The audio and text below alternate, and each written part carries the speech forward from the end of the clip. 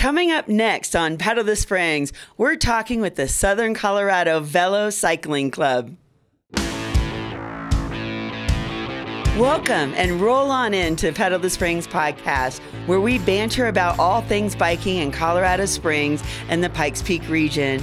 I'm your host, Torie Giffin, and what I don't know about cycling in the area, my friends do. And here are today's guests from Southern Colorado Velo Cycling Club, or SOCO Velo. We have Kimberly Trogdon. She's the president and social media director of the club. Welcome, Kimberly. Thank you. Glad to be here. Do you go by Kimberly or Kim? Kimberly. Kimberly, wonderful. And then we have Sarah, I'm going to say it right, Roueche. Roueche, gosh darn it. Okay. I blew it. That happens to you all the time, I bet. It does. Sarah Roueche, and Sarah is the secretary for SOCO Velo. Hi, Sarah. Hi, thanks for having us. Oh, I'm glad to have you guys. I mean, we have partnered quite a bit in the past few years between the Buffalo Lodge Bike Tribe and Colorado Springs Cycling Club and SOCO Velo more than ever. Yeah. Your club has been around for 15 years now. Yeah. How did it all start? So started out as actually a racing team and did some crits and different things like that in town. But as they got closer to COVID, that actually ended all of the racing, and it turned more into a social club and just basically bike advocacy and trying to expand the awareness of bicycles in Colorado Springs. So I do remember those early days. I had a Chick-fil-A cycling club, I think, in the early days, where we would ride for free chicken. And then there was the racing club that we fed, and you guys would do your crits out at the racetrack. Yeah. Those were huge. So I had the impression for a long time that it was a racing club and not for me, but now it is very much for beginner to pro, yes? Yes, absolutely. We try to welcome all people who like to ride bikes, whether they're just starting out or whether they're actually racing on a regular basis and they just want to ride, something a little recovery or just be with their friends. And so what type of riding does the club do now? You mainly rode. We do road on Thursdays. We started doing gravel last year on Tuesdays. And then when we have rides on the weekend, they could be either one. And then occasionally we'll have a mountain bike ride. So, yeah. Okay. And then the thing I know about the club is that kind of once you get involved, like a lot of clubs around the country, there are people within the club that are doing all types of riding, whether it's mountain bike, gravel. You have is it the vice president or, the web designer does the track cycling now. Yeah, now she's actually both right now. She does both of those things, but she's very much into the track right now. So she's doing that, but still participating in the club. And that's another thing that we really try to express is it doesn't matter how many clubs you're a member of, it's good to just be involved in cycling. So if you want to race and then also have a club where you can just ride socially, then you should do that. Because you need those down days too. Yes, yeah. So Sarah, how did you get involved with the club? So I was formerly mostly a trail runner. I had a bike, but I didn't ride it very much. And then right as COVID hit, I tore my piriformis. So there was no running or hiking. And the only safe thing to do was to get outside. So I took out my heavy old commuter bike and started riding it around and was like, wait, why haven't I been doing this a long time ago? And then a friend gave me her old road bike, which I still ride to this day. And yeah, I was getting up to like 40 to 70 miles a week and was just like addicted. And then once things kind of started opening up a little more, SOCO Velo actually had a table at a running club that I went to at Trails and Trailblazers. And I was talking to them because I was like, I want to ride bikes with people. And they were like, yes, come, we need more women riders. And so I joined them that fall. I think that was the fall of 2021. And yeah, I've been a member ever since, and now I'm on the board. It did go from a lot of guys in a racing club to, I would say, pretty evenly matched male to female these days. Yes, we definitely have quite a few women, and pretty close to half the board is female as well. Mm-hmm. So that's amazing. So tell me a little bit more about what's been going on with the club in the current day. Like, what kind of activities are you involved in outside of cycling? You mentioned the advocacy. Yes, we don't work super closely with Bike Colorado Springs, but we did participate with their ride leader training, and quite a few of the members took the ride leader training from them, which was wonderful. And then we also participated in the Ride of Silence. It got rained out a little bit, but there were still some diehards there. We were on that together. Yes, we did that together. That was an amazing. That was. Yeah. Like, I hope that really gets big because we ride in memory of people who've been hit or killed, or injured or killed on their bicycle, right. And it was very powerful having a police-led ride through the community. Yeah. And I hope that really grows. I do too. And unfortunately, we've had a few accidents in the last few years. Yeah, we have. So, but it's ride things leader like training that. Very important for leading a safe ride and making sure your riders are safe. Yeah, and it makes the members feel better too, knowing that their ride leader is confident in what they're doing. Mm-hmm. So we try to really have some rules and guidelines for the ride leaders, which they then express to the members, and it just makes a little bit more of a cohesive and comfortable ride for everybody. So. It's been a good journey, I think, since the club came back from COVID. It's gotten a little bit bigger. We had some changes so that now we have a larger board and we share the workload a little bit more. And we're trying to expand our rides, which I think went really well. And then also the partnering with other clubs has just been amazing. So, and that's my favorite part, I think, is being able to partner with the Buffalo Lodge Tribe and then partner with Colorado Springs Cycling Club and doing these Labor Day rides and some Saturday rides and Memorial Day. And even COS Racing comes out, like our true race club, right? Yeah. But the balloon ride we just did was beautiful. And we had over 40 people meeting at 5:45 in the morning on a holiday. Yeah, that's pretty amazing. To go ride and watch the balloons launch. But that was amazing. I've never seen so many balloons touch the water at Prospect Lake. It was just perfect weather. It was a sight to see. Yeah, and that's the thing that I think that is important, is that the clubs are able to work together and collaborate, and so that way it makes just the cycling community closer and more cohesive and gives more options, I think. So Sarah, you came out for the first ride, but what is it that you loved about the club that kept you coming back over and over? Like, what's the culture of the club, and what kept you coming back? How inclusive and welcoming it is, because I don't have a large budget for bikes or cycling gear. And just the fact that I could show up on my probably 25-year-old road bike, and I'm not even sure if I had actual bike kit the first couple rides I went. Like, I quickly learned how useful it is. Yes. But like, I was very, very much a novice, and just the fact that they welcomed me, nobody made me feel like I was a pariah because I didn't have everything that everyone else had, and that our rides are no drop. So you will get better if you continue coming, but you're not going to be made to feel less than at any ride at SOCO Velo. And that's very important to me. Any active group that I'm a part of has to have that, or I'm not interested. Totally. And I know a lot of people are the same. So if that's the kind of club you're looking for, we're it. So what are the rides that you're doing right now with the club, and what does it look like? When do they meet? My favorites have always been the over the hump rides on Thursday. That's the one I started with, and that's the one I do most consistently.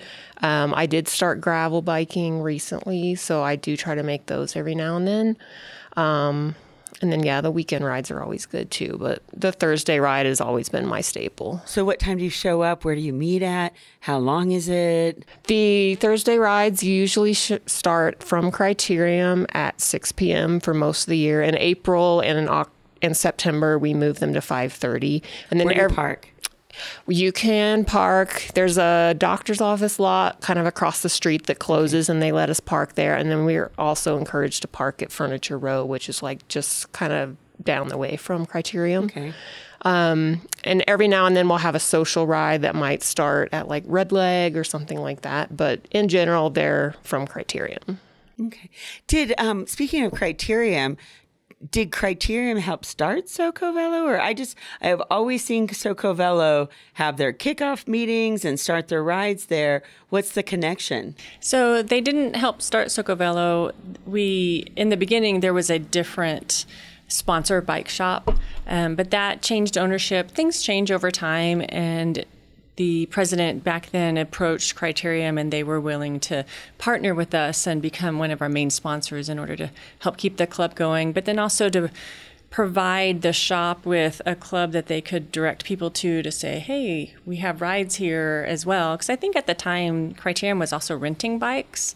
And so that gave them the opportunity to, provide a safe space for the people who are renting the bikes to then ride their bikes too. So that's great. Speaking of sponsors, you guys are a sponsored club, and you do have sponsors. So who are some of the sponsors, and what does that do for the club? And I mean, I'm not saying, I know one of them.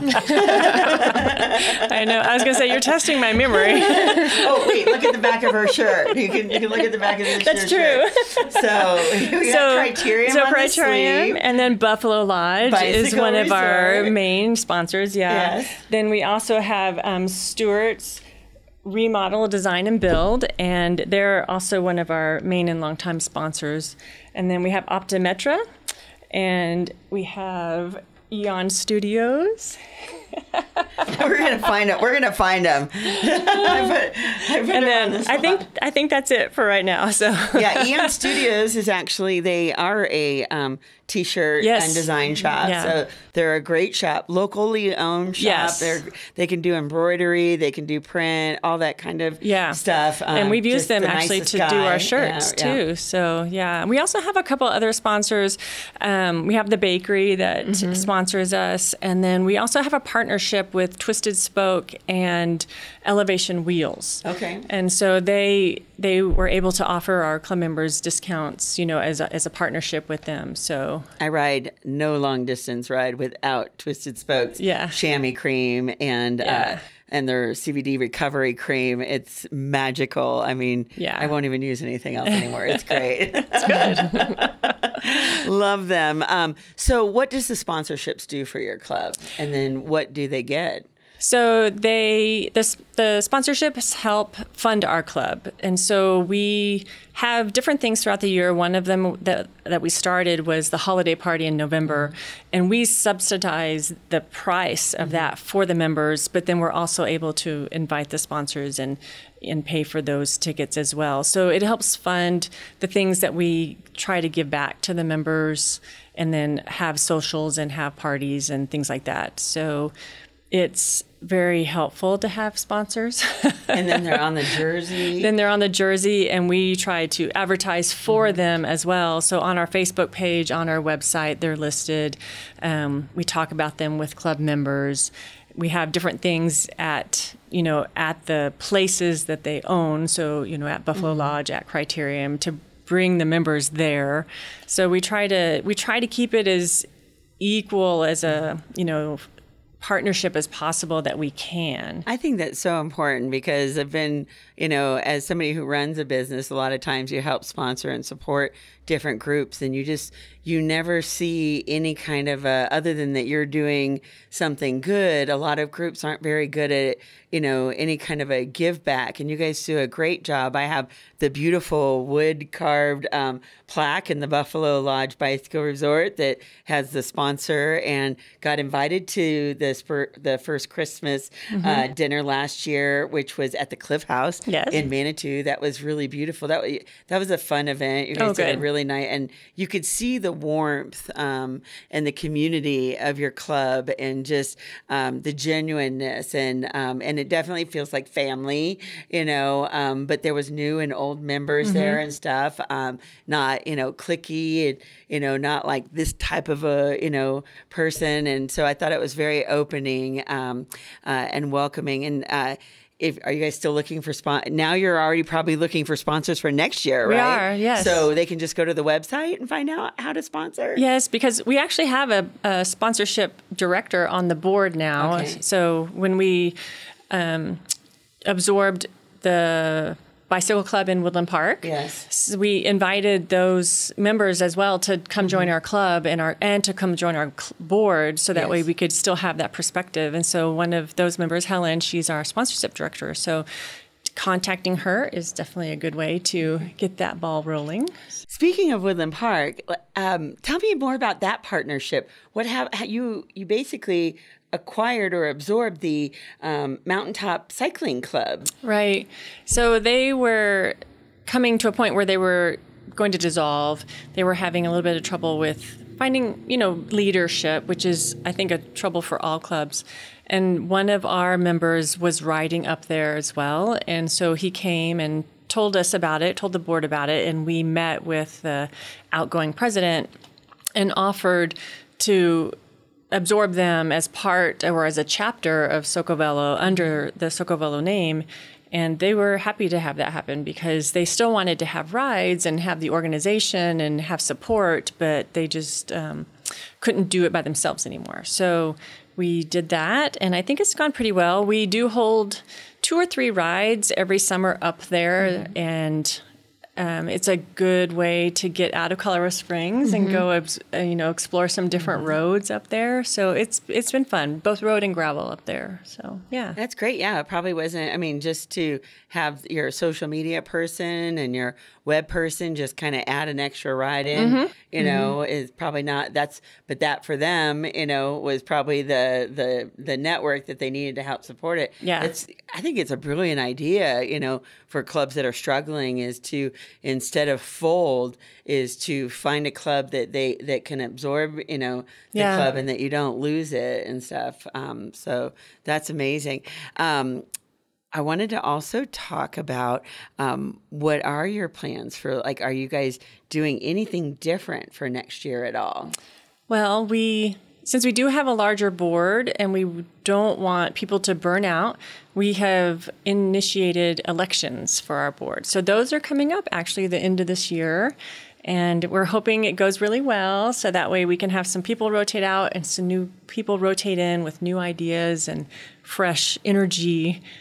So that's different for our club. And we're still planning our holiday party this coming up. So once the weather turns a little colder, we hope to ride through September. But when it gets a little colder, we'll start.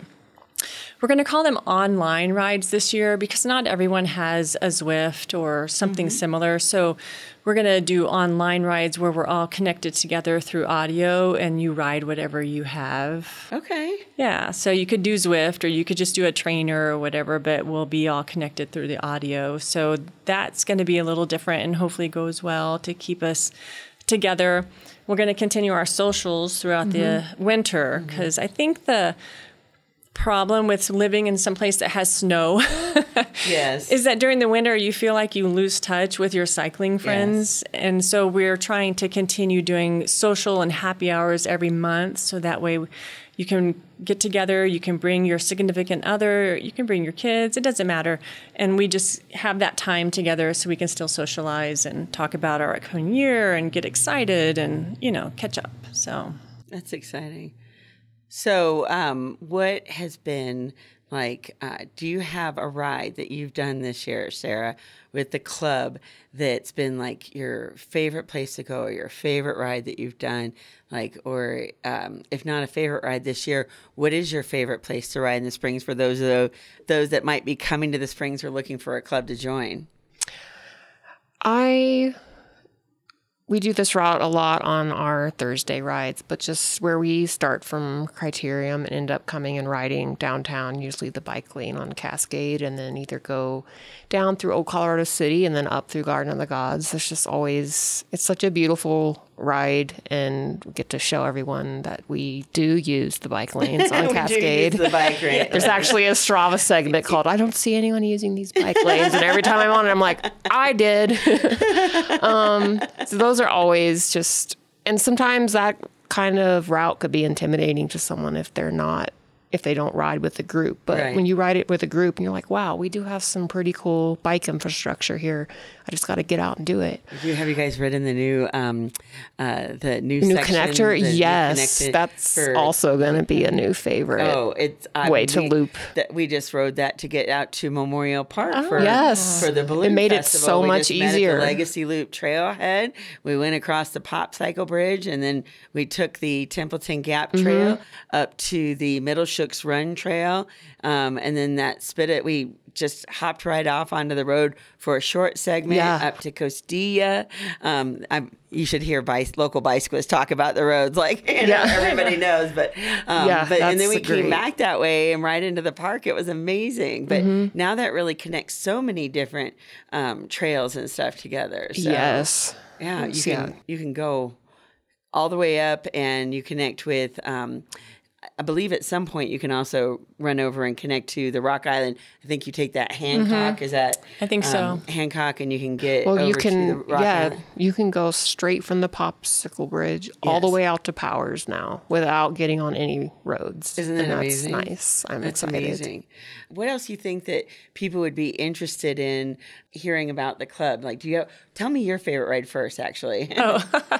My favorite ride is, it's a little bit longer than that, and it's a great weekend ride, I think, because it starts from Criterium and you use the Cottonwood Creek Trail all the way out so you can go up into that neighborhood, out east, and then cut over into the base. And you can ride the Air Force Academy because as long as you have an idea, you can get on, and that is an awesome ride. It gets some nice hills, so you go all the way through the base, and then you come back down through, I can't remember the name of the road, but it's off of Academy and you end up back at Criterium. But that one's really fun because it also passes by Loyal Coffee up north, and you can have a coffee stop if you want. Yes. So what is the best way for somebody to connect with your club? You're SOCOVelo.com, right? SOCOVelo.com for the website. So how does somebody get started with SOCOVelo? So you can either email us through the website. We do have email there. You can contact us through our Facebook page. We have the SOCOVelo Facebook page. We have a SOCOVelo Instagram page. So pretty much any social media way you want to contact us, and we will respond and help you get set up with, either maybe a free ride or a 30-day membership where you can just try us out as a trial. Membership, like a free membership for 30 days to try you out. That's amazing. Yeah, because you want enough rides, so you can meet different people and maybe try out a gravel ride and a road ride and a long weekend ride. So sometimes one's not enough. So what is the cost to join? What is the criteria? Like, you guys asked your people to buy the kit. We highly encourage people to buy the kit, but if we're not expecting people to create a hardship to have the kit, so it's just highly encouraged just because it makes you more visible, and it's really cool to see a group of people wearing the same kit riding down the street. I agree. You have to have a bicycle. Yeah. We do require all of our members to wear helmets, and you need to have a front and rear light for your bike, and the cost is $40 a year.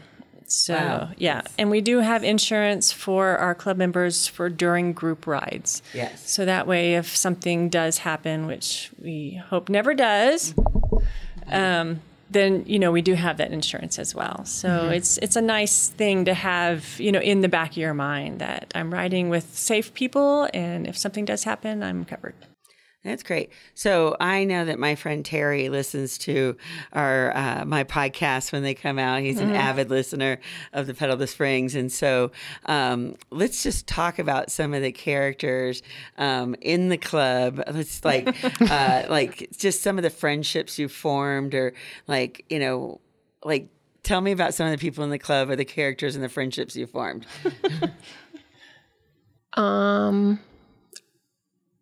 I feel like we need to shout out Al. Oh, yeah.